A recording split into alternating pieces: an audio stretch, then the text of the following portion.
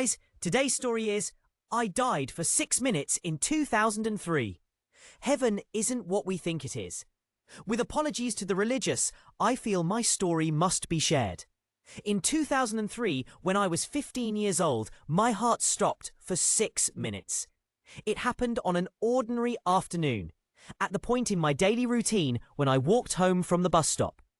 In the 4 blocks between the corner where I hopped off the bus and my front door, I started to feel nauseous. It came on suddenly, without warning.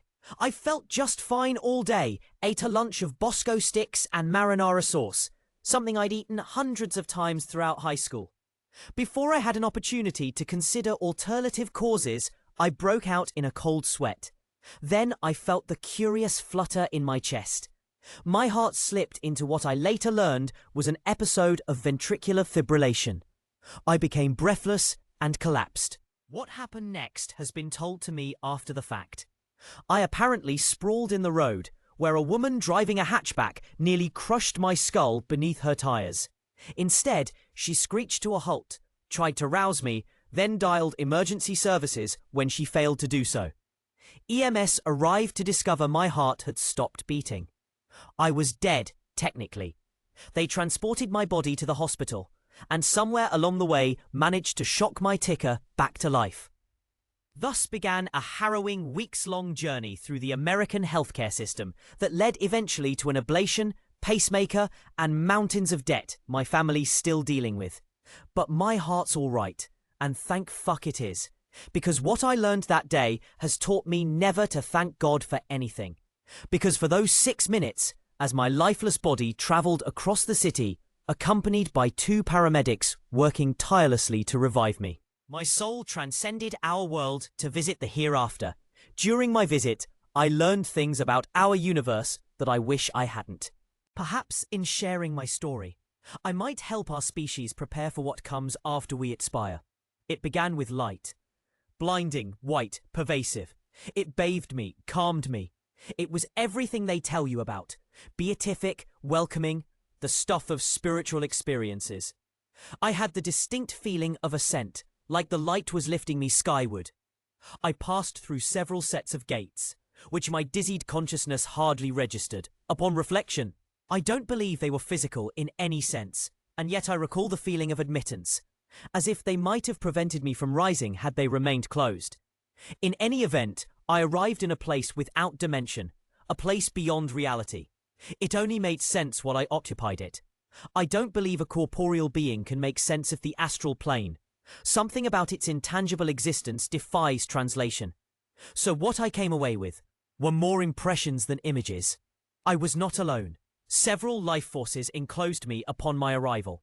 At first, because of my Christian upbringing, I believed them to be angels. In my incorporeal form, I made the spiritually equivalent gesture of opening my arms, anticipating their embrace. Instead, I felt myself shackled by their powers, like a collared dog. Humiliation and terror came over me. These were not the ethereal beings I'd been led to believe await us.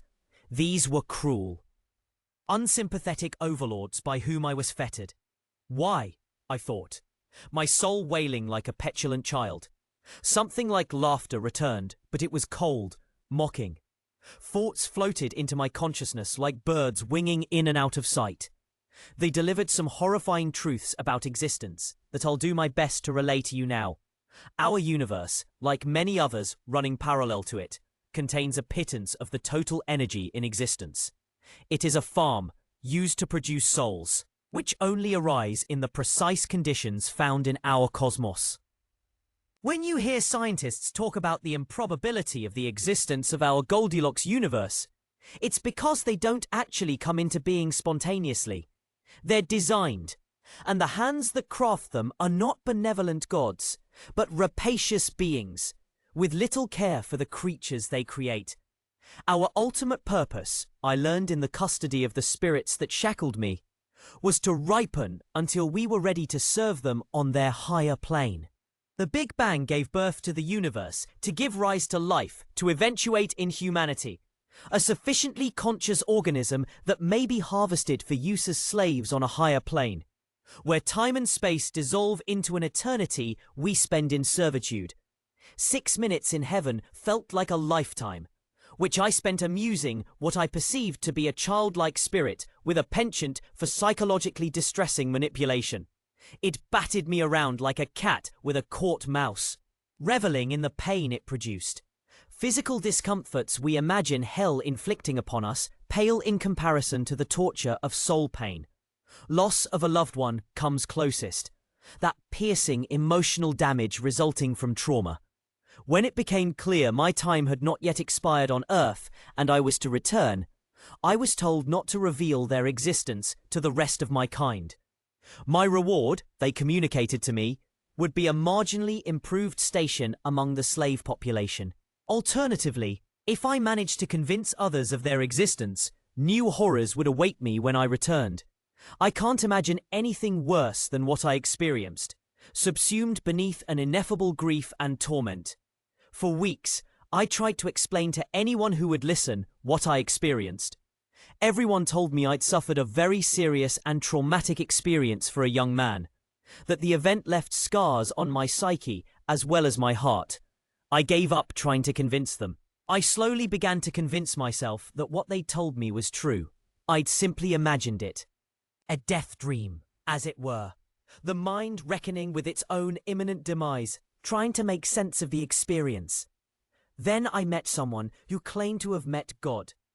This was a few years later, when the author of a non-fiction book recounting their near-death experience visited my hometown. I attended a reading and afterward confronted him about his tale. I looked him in the eye and asked if he really met God, something I'm sure he's dealt with hundreds of times.